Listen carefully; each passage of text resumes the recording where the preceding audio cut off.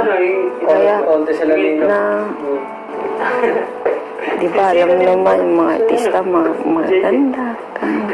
Parang naano ako, parang naawa ako sa kanya kung ako tinutulog sa kanya kasi dapat yung para sa kanya yung maganda, yung maputi, tapos sexy, malaki yung parang deserve niya yun, yung ganoon.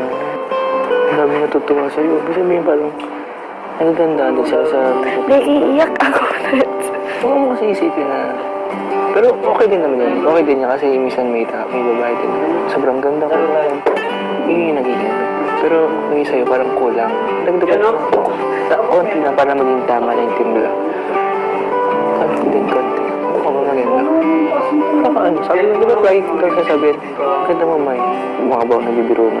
Okay. Hindi naman porket morena ka. Mestizo. Hindi na kayo bagay. Pero okay din. Maganda naman din ginagawa. Natatakot ka kasi may care ka sa kanya. Diba? Sa ngayon, gumagawa kayo ng mga mismong sa inyo lang, yung samahan, yung mga nangyari sa inyo. Hindi naman magagawa ng ibang iba niya pwedeng kalapin yun.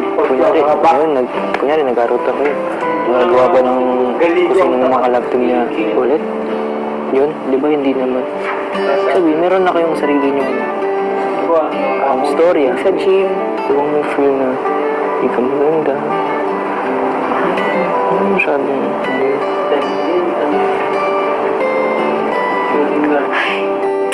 Salamat ko yan. Iyak. Pero magsuklay ka.